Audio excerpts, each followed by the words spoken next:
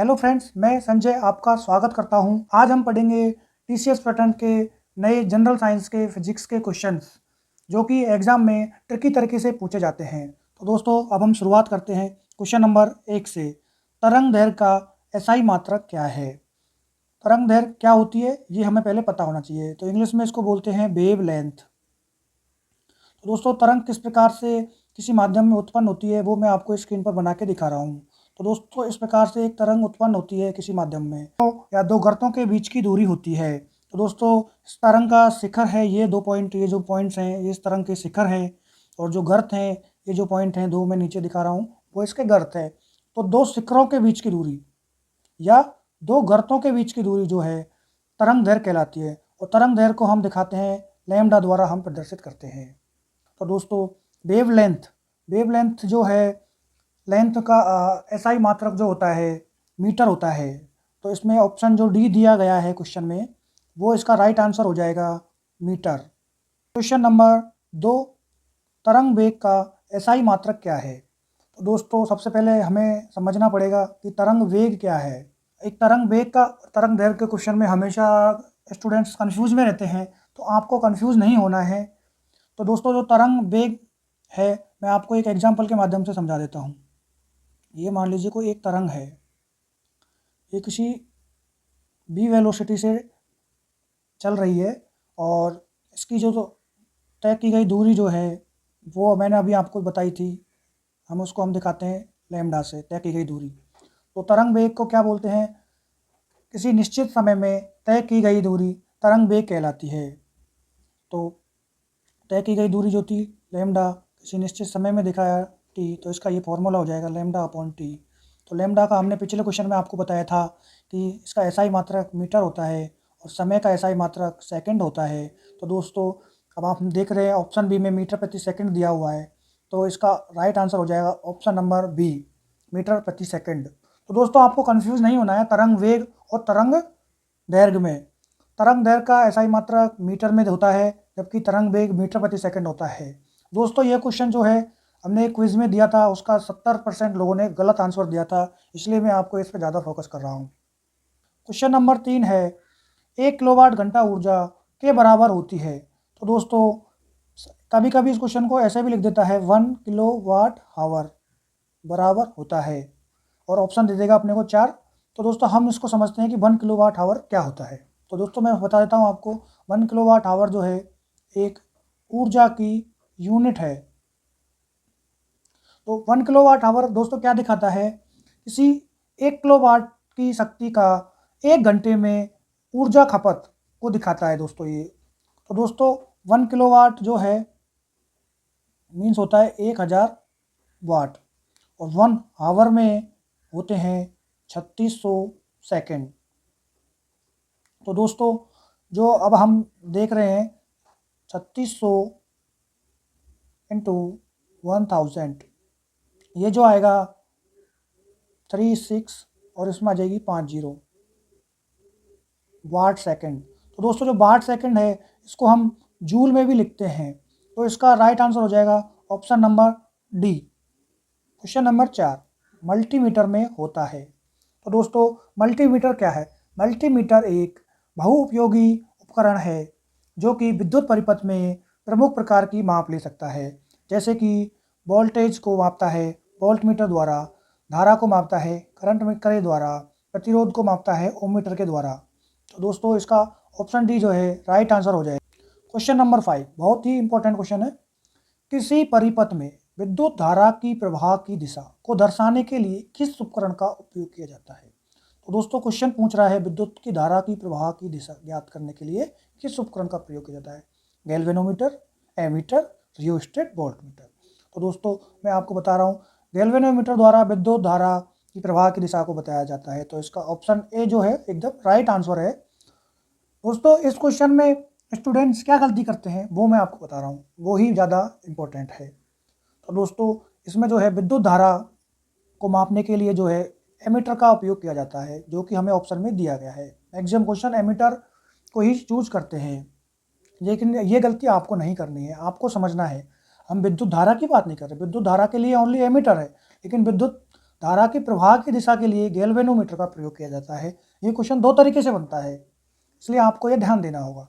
Rheostat जो दिया गया है ऑप्शन सी, इसका क्या उपयोग है मैं ये आपको बताऊँ। रियोस्टेट का उपयोग विद्युत परिपथ में धारा को कंट्रोल करने के लिए इसका उपयोग किया जाता है, जबकि जो वोल्टमीटर है इसका उपयोग हम वोल्टेज विभवांतर मापने में करते हैं। क्वेश्चन नंबर 6 है, 20 न्यूटन का एक बल वस्तु को 2 मीटर विस्थापित कर देता है और 20 जूल कार्य करता है, तो बल और विस्थापन के बीच में एंगल ज्ञात कीजिए। तो दोस्तों कार्य का जो सूत्र है वो होता है W = F × D cos theta. हमें क्या क्या दिया गया है, हमें दिया गया है फोर्स दिया गया है F, कितना दिया गया है 20 न्यूटन।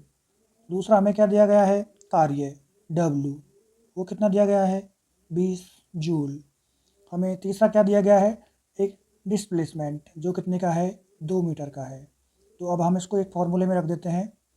वर्क है 20 = 20 × 2 × cos थीटा, तो 20 से 20 जाएगा तो cos थीटा = बचेगा 1/2।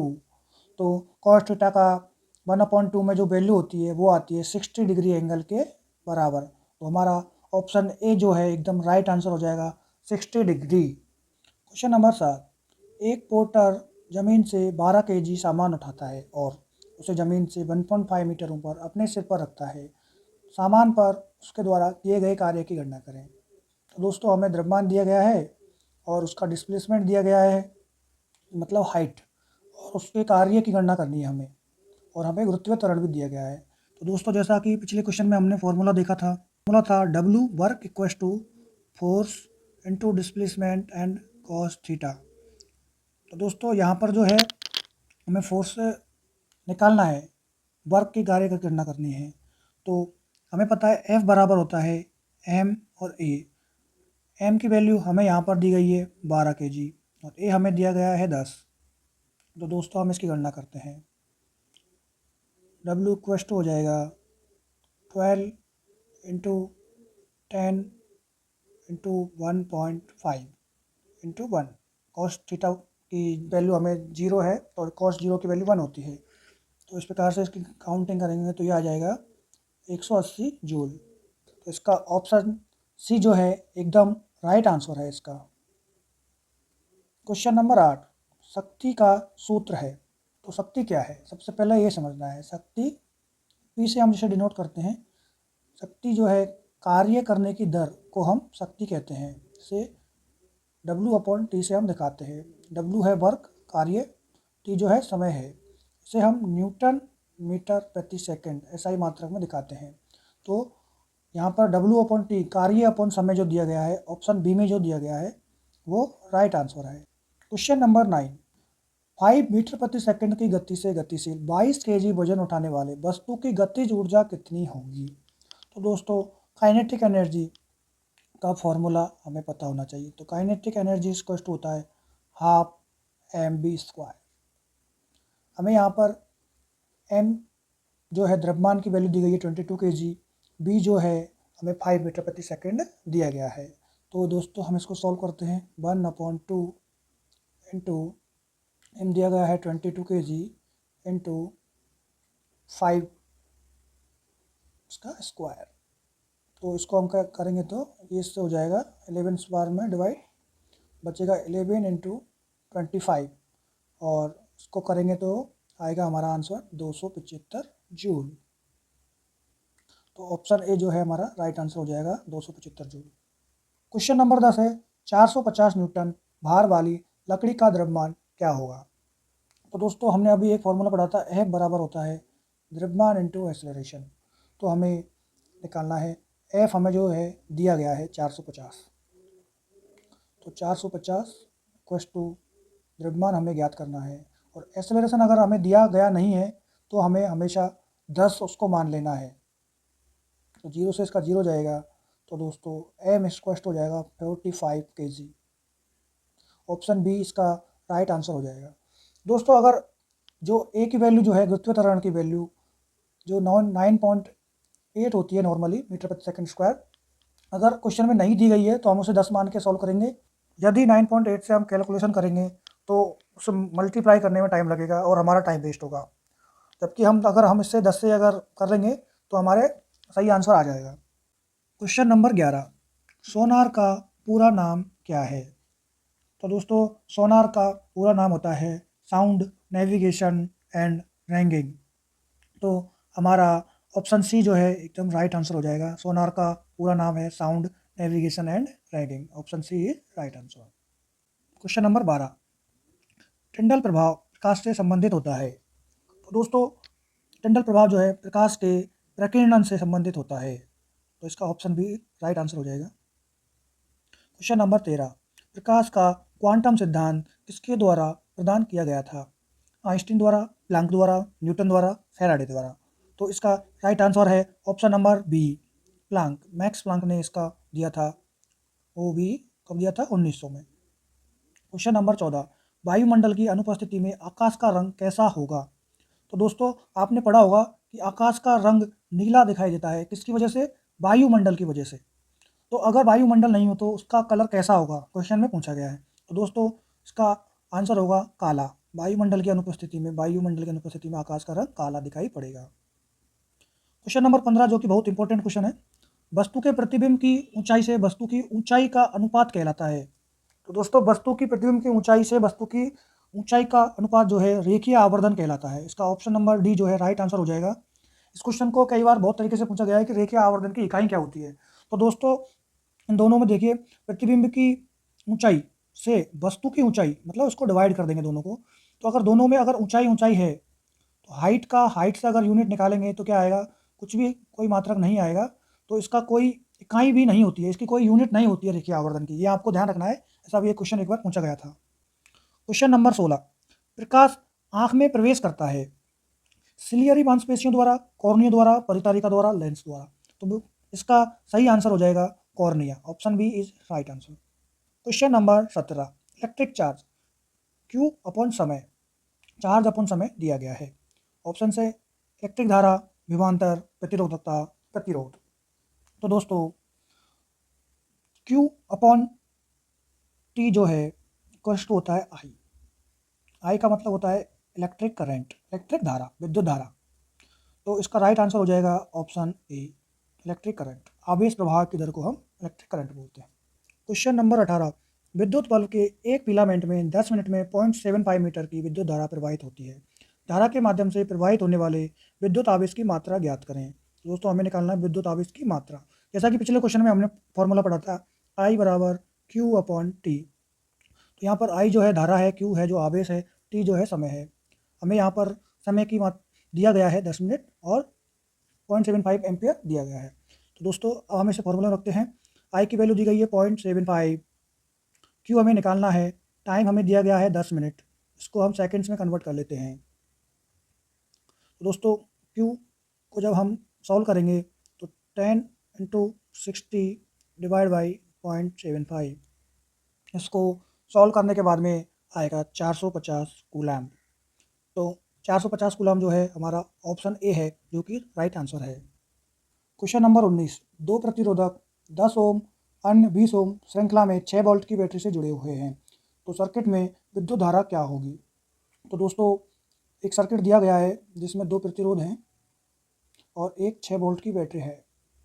प्रतिरोधक की वैल्यू दी गई है 10 और 20 ओम और 6 वोल्ट की बैटरी से इसे जोड़ा गया है। तो दोस्तों आई इक्वेस्ट होता है V अपॉन आर। तो यहाँ पर वोल्टेज की वैल्यू दी गई है 6 और रजिस्टेंस की वैल्यू दी गई है 10 और 20। तो 6 अपॉन 30 हो जाएगा। इसको डिवाइड करेंगे तो ये 5 बार डिवाइड होएगा तो 1 अपॉन 5 बचेगा।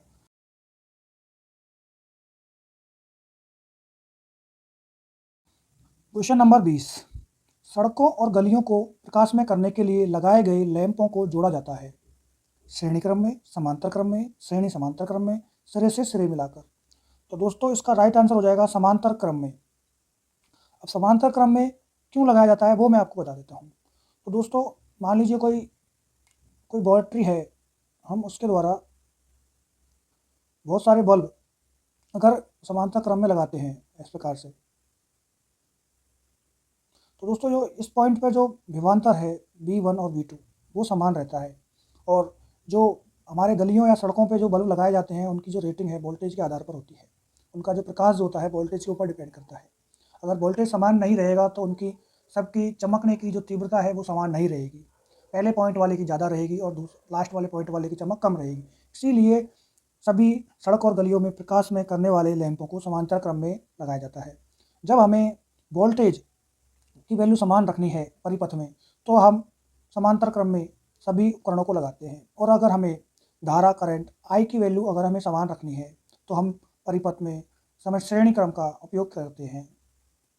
क्वेश्चन नंबर 21, पावर ट्रांसफर की कार्य प्रणाली का सिद्धांत आधारित है हुक के नियम पर, न्यूटन के नियम पर, आइंस्टीन के नियम पर, फैराडे के नियम पर।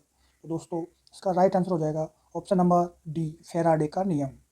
दोस्तों ट्रांसफार्मर जो है फैराडे के म्यूचुअल इंडक्शन अन्योन्य प्रेरण के सिद्धांत पर कार्य करते हैं। कई बार क्वेश्चन डायरेक्ट पूछ लेता है अन्योन्य प्रेरण के सिद्धांत पर कौन सी मशीन काम करती है, तो अगर आपको ऑप्शन मिल जाए ट्रांसफार्मर तो आप उसको राइट आंसर लगा देंगे। क्वेश्चन नंबर 22, इलेक्ट्रिक बल्ब के फिलामेंट में विशेष रूप से प्रयोग की जाने वाली धातु का नाम है टंगस्टन, कॉपर, क्रोमियम, निकल। तो दोस्तों इसका राइट आंसर है ऑप्शन नंबर ए, टंगस्टन। बहुत इंपॉर्टेंट क्वेश्चन है, क्वेश्चन एग्जाम में बहुत बार पूछा गया है, एकदम सिंपल क्वेश्चन है, याद रखिएगा। क्वेश्चन नंबर 23, एक एकीकृत परिपथ जिसे आईसी चिप भी कहा जाता है जो बना होता है कॉपर का, सिलिकॉन का, सिलिका का, क्रोमियम का। तो दोस्तों इसका राइट आंसर हो जाएगा ऑप्शन नंबर बी, सिलिकॉन का। सिलिकॉन एक सेमीकंडक्टर है जिसका उपयोग आईसी चिप में किया जाता है। आईसी चिप क्या होती है दोस्तों? आईसी चिप जो है बहुत सारे इलेक्ट्रॉनिक परिपथों को मिलकर बनी होती है, छोटे छोटे इलेक्ट्रॉनिक परिपथ से मिलकर सिलिकॉन चिप बनाई जाती है। क्वेश्चन नंबर 24, प्रवर्धक एम्पलीफायर का उद्देश्य है आगत संकेतों की शक्ति या धारा वोल्टेज को बढ़ाना, इसके आगत में भारित संकेत के क्षीण करना, इसमें भारित संकेत में विरूपण पैदा करना। ऑप्शन डी, द्वि तथा सी दोनों। तो दोस्तों मैं आपको बता देता हूँ एम्पलीफायर क्या होता है। एम्पलीफायर का मतलब होता है जो सिग्नल्स या कोई भी इनपुट हम इसके अंदर देते हैं एम्पलीफायर में कोई भी इनपुट हम अगर अंदर देते हैं तो अगर वो जो बाहर आता है इनपुट आउटपुट, मान लीजिए कोई इनपुट सिग्नल हमने दिया 10 और हमें मिला वो 20, मतलब इंक्रीज होकर अगर हमें मिल रहा है तो उसे हम क्या बोलते हैं? एम्पलीफायर। एम्पलीफाई करना मतलब एक तरीके से याद रख सकते हो उसको आप कि एम्पलीफाई करना।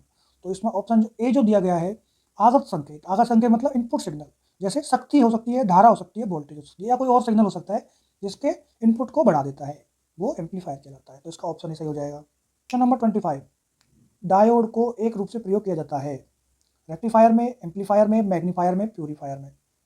तो दोस्तों इस क्वेश्चन का जवाब आप हमें देंगे कमेंट बॉक्स में। ये आपके लिए एक होमवर्क है, आप इसका जवाब कमेंट्स में दीजिए, हम इसका सही जवाब आपको अगले वीडियो में देंगे। तो दोस्तों आज की क्लास हम यहीं समाप्त करते हैं। अगर आपको इस वीडियो में कोई कमी लगी हो तो प्लीज़ कमेंट बॉक्स में ज़रूर हमें सजेस्ट करें। और आज की क्लास हम यहीं समाप्त करते हैं और नेक्स्ट क्लास में आपसे फिर से मुलाकात करते हैं।